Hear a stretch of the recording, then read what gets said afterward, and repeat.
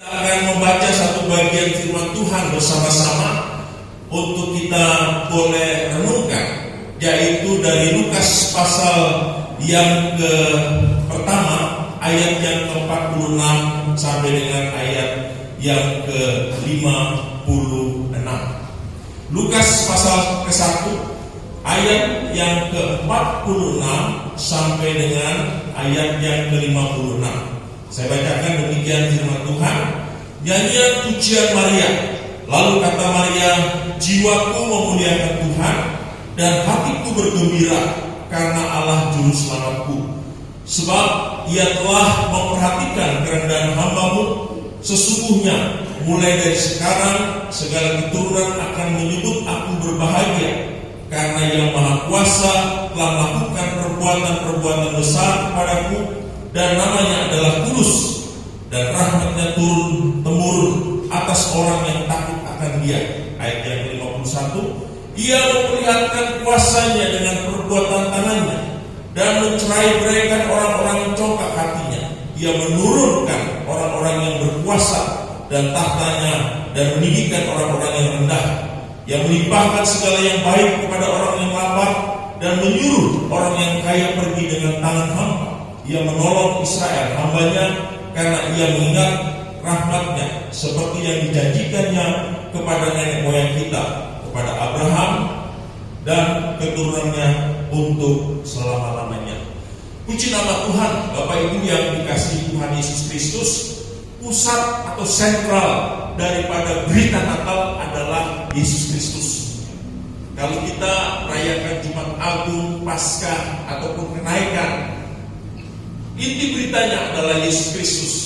Dan Alkitab kita, ya, mulai dari Kejadian pasal 1 ayat 1 sampai dengan Wahyu 22, intinya adalah Yesus Kristus.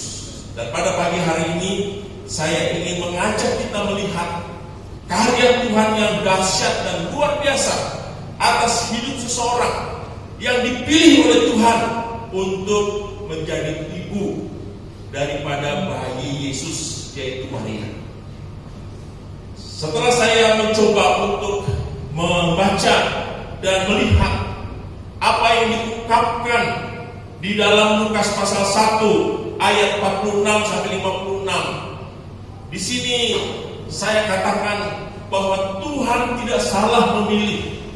Tuhan tidak salah memilih Maria. Karena setelah saya melihat di dalam perikop ini sangat luar biasa. Saudara dikasih Tuhan, siapa Maria itu? Ya, Maria itu adalah seorang gadis yang berasal bukan dari kota besar. Ya, kalau di dalam Alkitab disebutkan dari Nazaret village. Kata village itu menunjukkan satu kampung, satu tempat yang kecil. Dia tidak menggunakan kata city, dia tidak menggunakan kata town, ya. Nazaret village, kota yang kecil.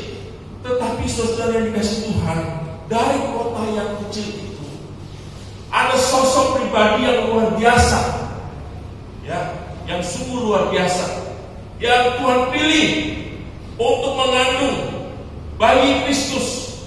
Saya coba berpikir, apakah Tuhan itu memilih, kata orang Ambon, sembarang-sembarang saja begitu? Tidak, saudara. Tuhan tidak memilih sembarang-sembarang. Tuhan melihat pribadi Maria yang luar biasa, walaupun dia datang dari kampung, bukan kota, ya, village, kampung yang kecil, tetapi dia memiliki kehidupan spiritual yang luar biasa, saya katakan. Luar biasa, dahsyat, bahkan melebihi banyak orang rata-rata. Apa buktinya Pak Wasis? Mari kita lihat firman Tuhan. Karena melalui firman Tuhan kita tahu apa yang sesungguhnya menjadi bagian yang paling penting dan utama di dalam kehidupan Maria. Yang pertama, saudara, saya ingin mengajak kita membaca ayat yang ke-46 dan 56. Di sini disebutkan bagaimana Maria memiliki kehidupan spiritual yang baik sekali. Ya, dikatakan demikian saudara, saya bacakan. Lalu kata Maria, jiwaku memuliakan Tuhan dan hatiku bergembira karena Allah Juru Selamat. Waktu dia mengucapkan kalimat ini saudara, bukan dia dalam keadaan yang berbahagia, bukan dia dalam keadaan yang aman-aman saja, oke-oke saja, tidak. Kita tahu bahwa Maria masih tunangan dengan Yusuf. Tetapi pada waktu itu Maria didapati mengandung. Seharusnya dia itu stres, seharusnya dia itu mengalami tekanan. Ya, puji Tuhan, saya sama Pak Robert pernah ke Israel. Atas anugerah Tuhan, saya sudah 16 kali Pak ke Israel. Jadi saya tahu persis saudara, bagaimana pandangan orang Yahudi terhadap pernikahan. Itu sangat ketat. Bahkan saking ketatnya, kalau saudara ketemu di jalan pas-pasan antara rombongan orang nikah dengan orang yang sedang mengantar ke kuburan, kalau di Indonesia siapa yang didulukan? Orang yang meninggal. Kalau di Israel tidak. Biarlah yang mati menguburkan orang mati. Kalau di Israel rombongan pernikahan dulu yang diutamakan, yang meninggal tunggu dulu. Kalau kita terbalik. Karena bagi orang Yahudi pernikahan itu sangat penting, sangat sakral, sehingga kalau Maria didapati sebelum dia menikah, dia hamil, itu aib yang sangat luar biasa.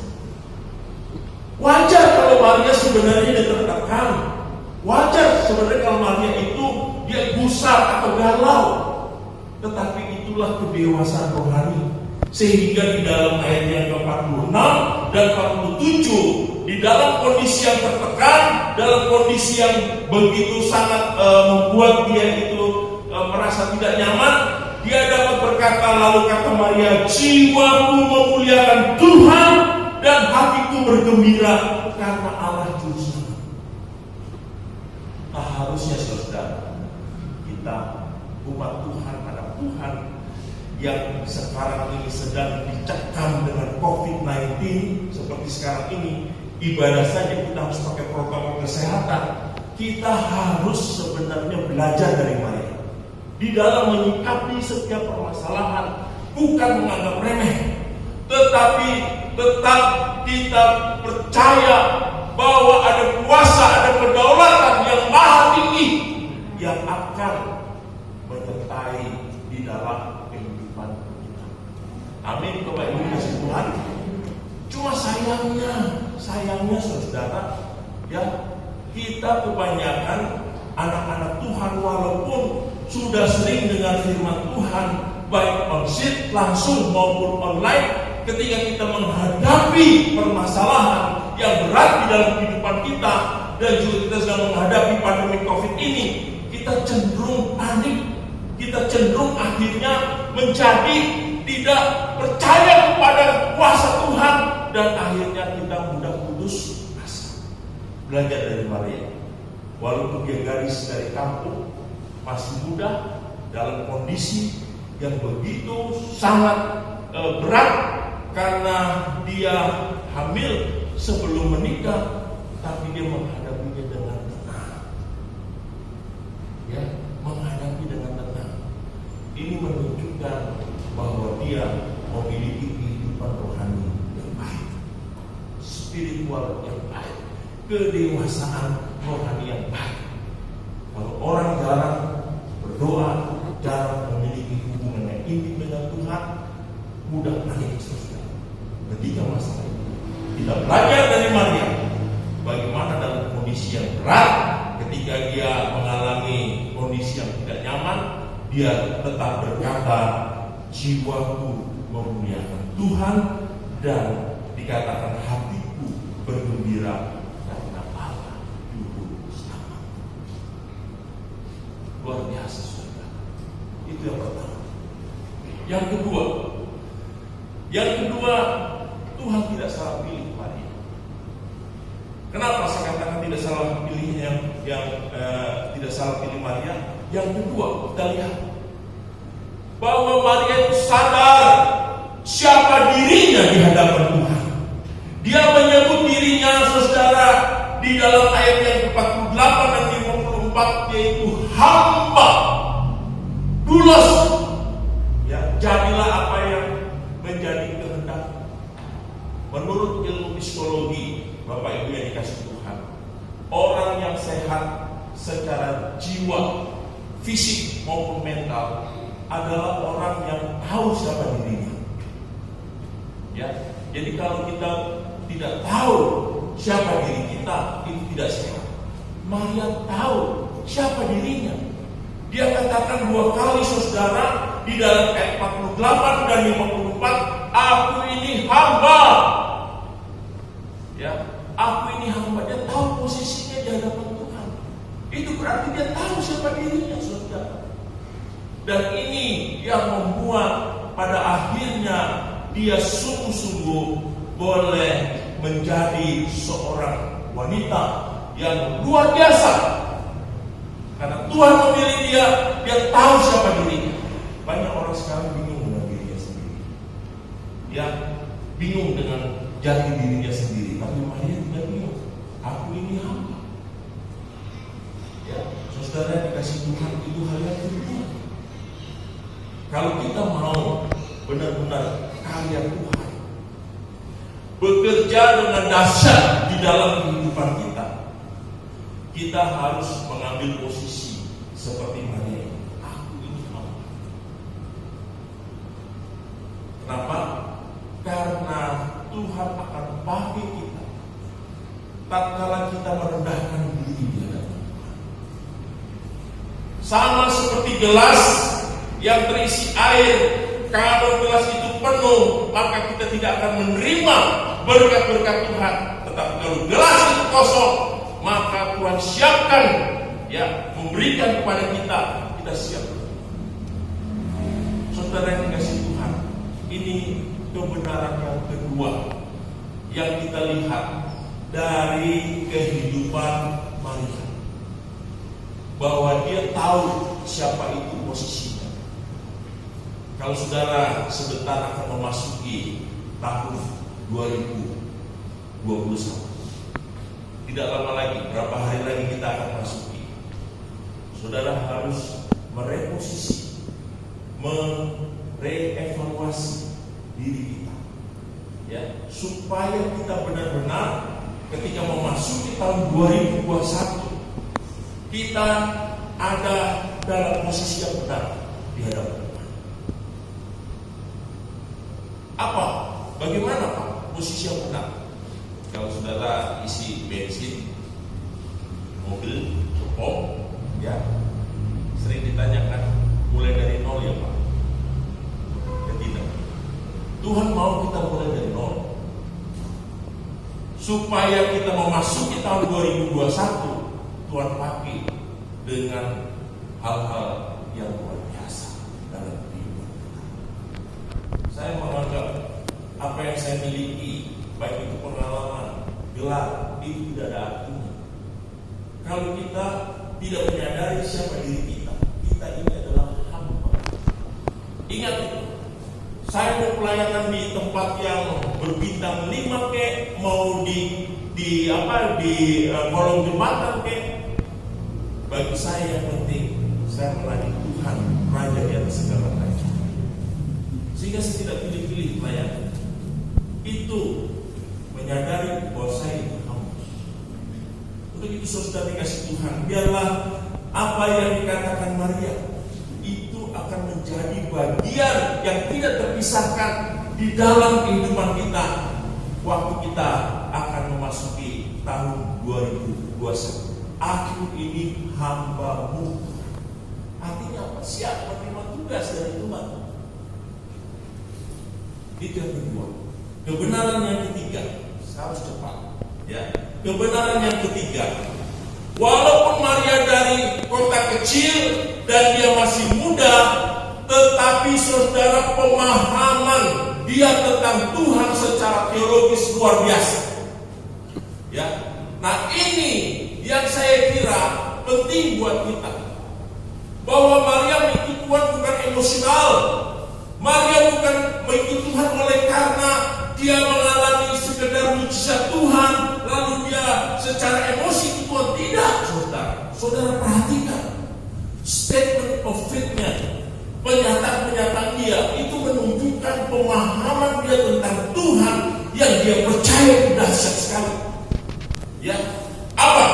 Di dalam ayat 49 dikatakan apa? Tuhan melakukan perbuatan-perbuatan besar. Itu yang pertama. Ayat 51, Tuhan memperlihatkan kuasanya. Ayat 53, Tuhan melimpahkan segala yang baik. Lalu ayat yang ke-54, Tuhan adalah sumber pertolongan. Maka saya tidak ragu kalau Maria dia bisa mengatakan bahwa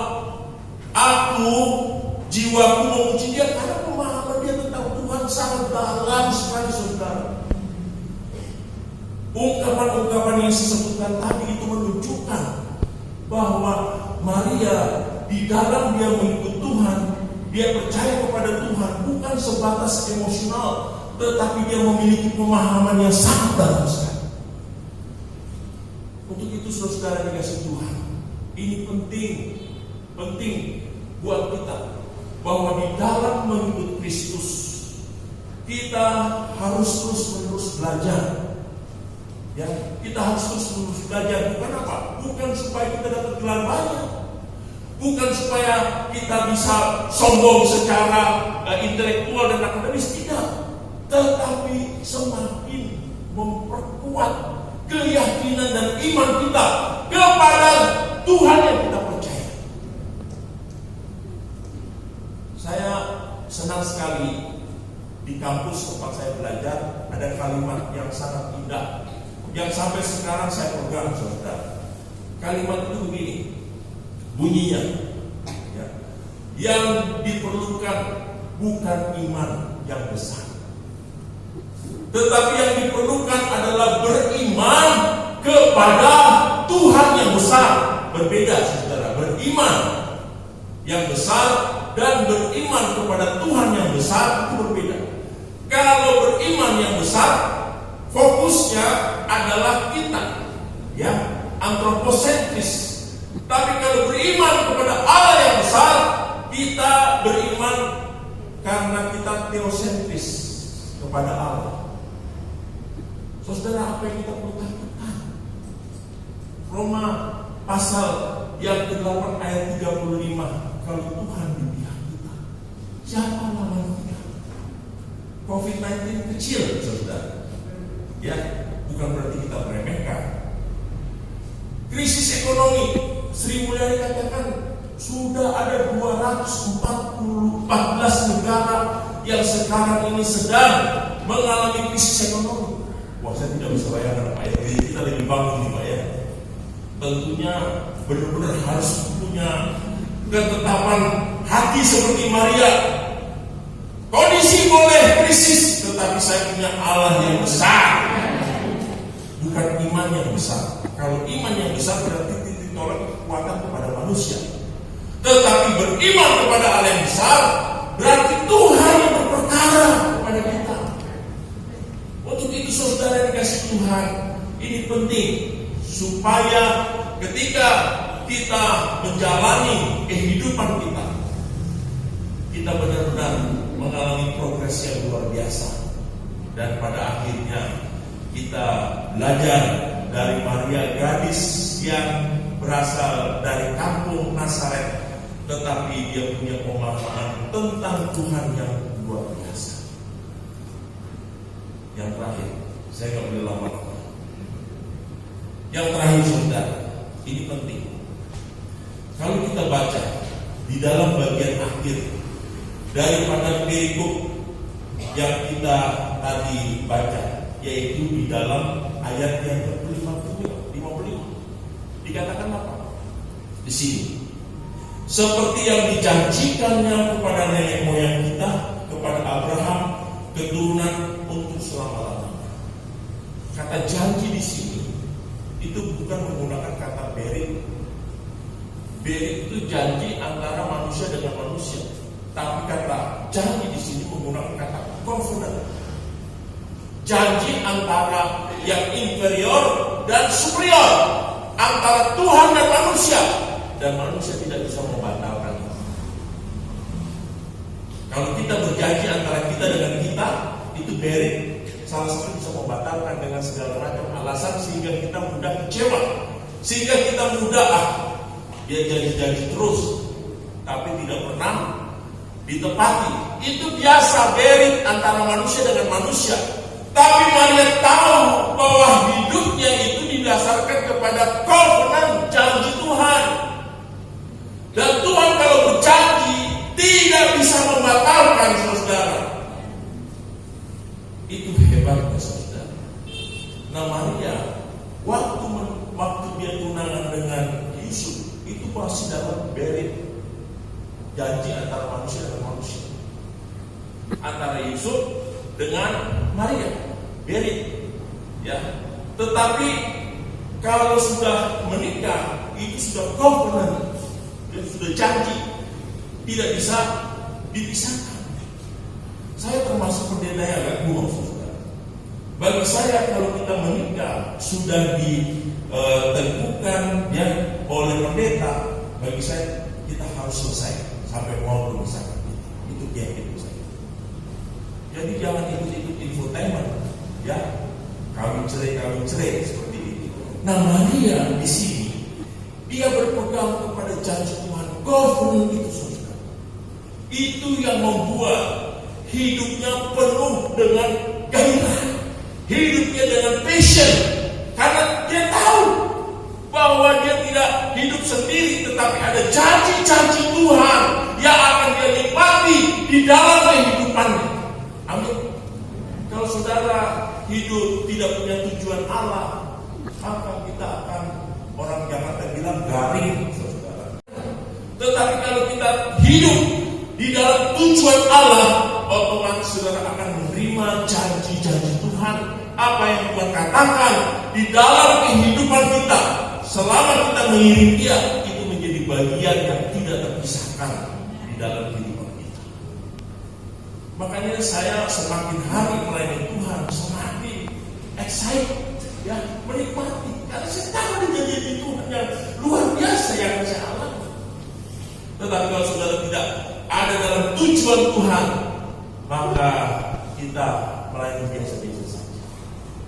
Untuk itu saudara yang dikasih Tuhan, 4 hal yang kita pelajari dari nyanyian Maria. Yang pertama, bagaimana Maria memiliki kedewasaan Tuhan. Ya. Yang kedua, bagaimana Maria benar-benar menyadari siapa dirinya di hadapan Tuhan. Dia tidak bertanya buaya, dia tahu siapa dirinya. Dia tidak bingung, tidak kehilangan jati diri. Dia tahu siapa dirinya. Dimanapun dia ditempatkan, dia tahu jati dirinya, sehingga dia tidak akan ikut arus, bahkan dia melawan arus kalau ada hal yang tidak benar. Itu yang kedua. Yang ketiga, saudara, Maria di dalam kesederhanaannya sebagai seorang gadis yang berasal dari kampung Nazaret, mungkin di peta juga tidak ada, saudara, ya. Tetapi dia memiliki pemahaman yang luar biasa tentang Allah yang dia percaya.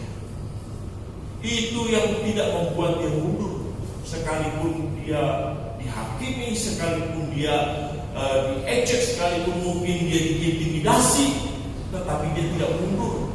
Ya, bahkan kalimat yang luar biasa keluar dari mulutnya. Coba saudara lihat kalimat apa yang dikatakan demikian, ya. Di dalam ayat yang ke-48 itu indah sekali. Ini kalimat sangat luar biasa, saudara. Dikatakan demikian: sesungguhnya mulai dari sekarang segala keturunan akan menyebut aku bahagia. Sesungguhnya mulai dari sekarang segala keturunan akan menyebut aku berbahagia. Oleh karena Maria melihat permasalahan dengan perspektif Tuhan, bukan perspektif manusia. Kalau andai kata dia berpikir secara manusia, waduh bagaimana nih Tuhan tidak adil nih, saya mengandung nih. Tapi dia melihat Begitu pula saudara, saya mau katakan ketika kita memasuki tahun 2021, semua masalah yang kita hadapi, kita harus melihat dari perspektif Tuhan, bahwa Tuhan memberikan kesempatan kepada kita untuk kita masuk di dalam setiap permasalahan, di dalam setiap cobaan, karena kita tahu ujung-ujungnya ada pertolongan Tuhan. Amin. Tetapi kalau kita melihat dari perspektif dunia, COVID sekarang di Inggris COVID-nya sudah lebih cepat 17 kali, saudara. Ya, lebih cepat menyebarnya, menular 17 kali. Waduh, sekarang Indonesia belum masuk gelombang kedua. Kita dihantui dengan rasa takut. Akhir-akhirnya bukan kita seperti Maria melihat permasalahan dengan perspektif Tuhan, tetapi kita melihat dari perspektif dunia. Itu membuat pada akhirnya iman kita jadi kerdil, dan kita akhirnya sudah putus asa dan menyerah dan cenderung menyalahkan Tuhan. Itu yang ketiga. Yang keempat, kita harus hidup di dalam janji-janji Tuhan. Itulah yang membuat kita bergairah. Saya kira Paulus membangun gereja ini ada janji Tuhan. Ya, tapi prosesnya itu loh yang indah. Ya, prosesnya yang indah. Sehingga pada akhirnya kita bisa katakan nanti, ya, bahwa segala sesuatu itu indah pada waktunya ketika janji itu kita terima 100% di dalamnya. Saudara kasih Tuhan, apa yang kita baca mengenai nyanyian Maria, biarlah itu benar-benar menjadi satu pelajaran yang berharga di dalam kita memasuki Natal tahun 2020, dan kita akan mengakhiri tahun 2020 dan kita memasuki tahun 2021. Saudara, saya senang, ya. Kenapa? Karena setiap kita khotbah itu direkam gitu. Saya selalu mengulang apa yang saya khotbahkan. Jadi saya tahu kesalahannya. Ya, ada yang salah tetapi banyak yang menjadi berkat. Dan itu sering saya dengar, dan pada akhirnya kita dikuatkan.